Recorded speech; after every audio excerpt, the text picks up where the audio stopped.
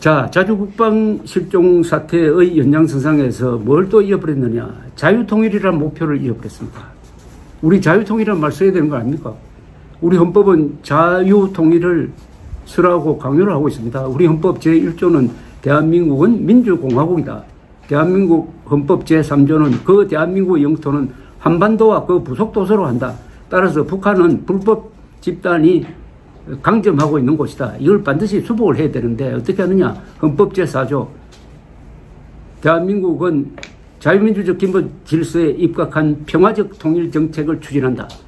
간단하게 줄이면 평화적 방법으로 자유통일한다. 이렇게 되어 있습니다. 1조, 3조, 4조를 합치면은 북한 노동당 정권을 평화적으로 제거하고 자유통일함으로써 남북한 8천만 민족이 헌법 1조가 천명한 대로 민주공화국을 완성하는 거죠. 이게 국가 의지이기도 하고 국가 목표이기도 하고 헌법에 적힌 국민과의 계약입니다. 그런데 왜 자유통일이라는 말을 안 씁니까? 과거에는 북진통일이라는 말을 썼습니다. 그 다음에 성공통일이라는 말을 썼어요. 그것은 반공보다는 훨씬 더 앞선 개념입니다. 그러다가 1972년 7.4 공동성명 이후에 남북한이 다 평화통일이라는 말로 이렇게 합의가 됐는데 북한은 평화적으로 적화통일한다. 한국은 평화적으로 자유통일한다는 말로 그렇게 해석을 하기로 했지만은 평화통일 하다가 보니까 워낙 평화 이야기를 많이 하니까 전쟁하면 안 되겠다. 평화보다도 뭐 자유는 별거 아닌 것 같다. 평화를 위해서는 우리의 자유도 희생시켜야 한다. 이게 본말이 전도가 돼가지고 평화통일이라는 말이 실종됨으로써 국가 목표가 실종되고 말았습니다. 북한은 철저하게 적화통일이라는 목표를 가지고 있는데 대한민국은 지금 자유통일이라는 목표를 상실했습니다. 신라가 왜 삼국통일했습니까? 제일 구석에 처박혀 있는 나라고 불교도 제일 늦게 받아들이고 중국 문명으로부터 가장 멀리 떨어져 있었는데 왜 신라가 백제 고구려에게 이겼을까요? 그것은 신라 지도부가 통일 의지를 가지고 있었던 것 아닙니까? 그 세 나라 삼국사기를 보면 세 나라 국가 지도부 중에 서기 7세기 무렵에 삼국 통일을 한다. 삼국 통일을 한다는 국가적 목표를 가지고 있었던 유일한 나라가 신라였습니다. 그러니까 앞쪽을 뚫고 결국 신라가 삼국 통일 하듯이 지금 남북 대결에서 목표의식이 뚜렷한 것은 북한이고 오히려 대한민국은 자유통일이라는 말을 쓰지 않고 그냥 평화통일 하다가 보니까 가만히 보니까 그 평화통일이 현재의 남북한식으로 외국이라고 생각하고 이런 식으로 서로 평화공존하자. 평화공존하려고 하니까 북한이 우리를 괴롭히고 테러하고 하는 것도 덮어주자. 평화통일 하다가 보니까 국가의 기강이 타락해버리고 전쟁을 겁내는 겁쟁이가 돼버리고 이래 됐습니다. 다시 우리가 이제 정권도 바뀌었으니까 이제는 평화통일이라는 말 쓰지 말고 자유통일이라는 국가적 목표를 확인해야 이게 진정한 보수 지도층, 보수 지식인의 이 도덕이 되는 거 아니냐, 모랄이 되는 거 아니냐 하는 생각을 해 보았습니다. 그러니까 자주국방 의지의 포기로 덤으로 넘어가 버린 게 자유통일도 포기하게 되었다. 자유통일을 포기함으로써 대한민국이라는 나라가 이 수비형 나라가 되어버렸다. 자유통일이라는 것은 공세적인 거죠. 자유통일이라는 것은 북진하는 거 아닙니까? 북한에 자유의 바람을 불어 넣어가지고 노예 상태로 살고 있는 2,500만 북한 주민을 구출해가지고 한반도 전체를 자유통일시키는 건데 이러다 보니까 이걸 포기하니까 비겁하게 수비하는 나라가 되어버렸다. 수비해가지고 무슨 축구를 이길 수가 있겠습니까? 그리고 이번 지난 3월 9일 선거를 보면서 저는 일단 자유민주주의와 사회주의 독재의 대결에서는 자유민주주의가 확실하게 이길 수 있는 계기를 잡았다라고 생각합니다. 즉 이념 대결에서는 일단 대한민국 편이 이겼다라고 생각합니다. 그런데 이걸로 끝이냐?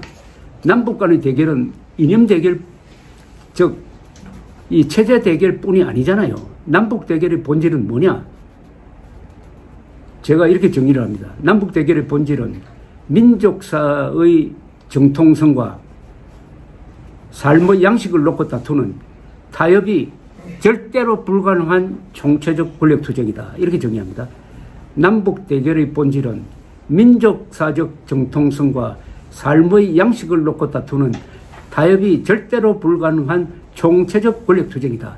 여기에 삶의 양식을 놓고 다툰다는 게 바로 여기 자유민주주의냐 사회주의 독재냐의 싸움입니다. 자, 이 싸움에서는 일단 우리가 이겼다고 합시다.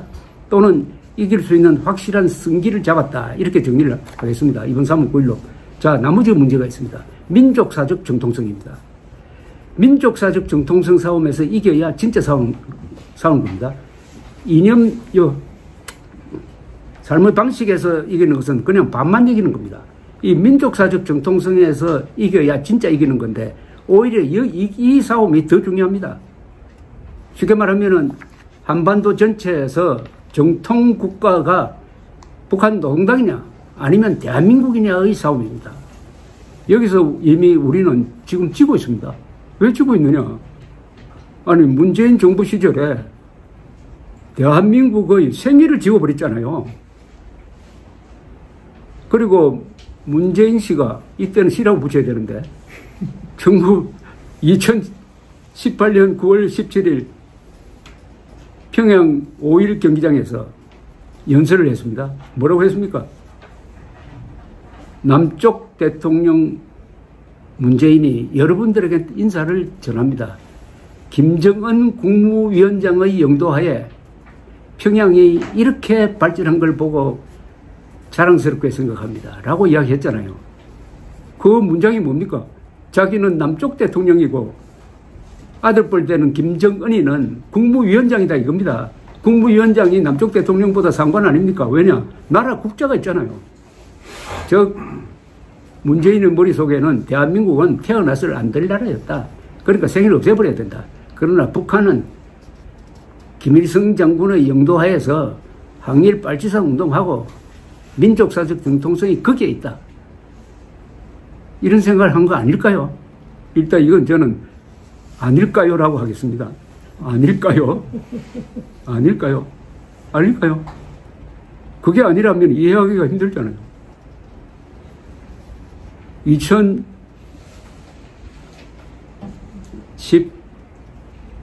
2019년이죠. 2019년 8월 15일을 건국 100주년으로 기리겠다고 했어요. 그거는 1919년 상해 임시정부 수립을 건국의 기점으로 하겠다고 했습니다. 그런데 안 했잖아요. 그렇게 약속까지 했다니까요. 그거 어떻게 된 거죠? 그렇게 함으로써 대한민국이 공식적으로 건국된 날이 없는 사생아가 되고 말았습니다. 그러니까 호적을 바꾸려고 그런 건데 그게 뻔히 이렇게 이해가 갑니다. 북한이 싫어했을 겁니다. 아니 한국이 건국 100주년 우리는 건국 70주년밖에 안 되는데 왜 우리보다 먼저 해? 아마 그런 사인을 보내가지고 슬그머니 건국 100주년 행사가 없어져 버렸어요. 문재인 정권, 문재인 대통령의 영혼은 대한민국에 있는 게 아니라 김정은, 김일성, 김정일로 넘어가 있었던 건 아닙니까? 정통성의 대결은 영혼과 영혼의 대결입니다. 그런데 이거는 뭐 제가 이렇게 굳이 열내서 설명할 필요 없습니다. 정통성이 뭡니까 도대체? 그 주민들을 잘 먹여 살리고 자유를 주고 번영하게 하고 세계 속에서 떳떳한 사람으로 만드는 게 거기서 정통성이 생기는 것 아닙니까? 굶겨가지고 무슨 정통성이 생깁니까? 그럼 이건 이미 승부가 난 거예요. 대한민국의 정통성이 있고 그걸 헌법적으로 우리가 뒷받침하고 있고 거기에서 끝나는 게 아니라 1948년 12월 12일 유엔 총회 결의가 한국은 자유로운 선거를 통해서 출범했으므로 한반도 전체에서 유일한 합법 정부라고 이미 국제적 공인까지 받고, 또 6.25 남침 때는 북한 농단 정권은 침략 행위자로 규탄받고 하는 모든 법적인 사실적인 걸 통해서 대한민국만이 한반도에서 유일한 정통 국가라는 것은 누가 봐도 명백한데, 좌파 정권이 들어서 가지고 김대중, 노무현, 문재인을 거치면서 북한 노동당 정권이 정통성이 있다, 한반도에 정통성이 있다. 그러니까 나는 남쪽 대통령밖에 안 된다.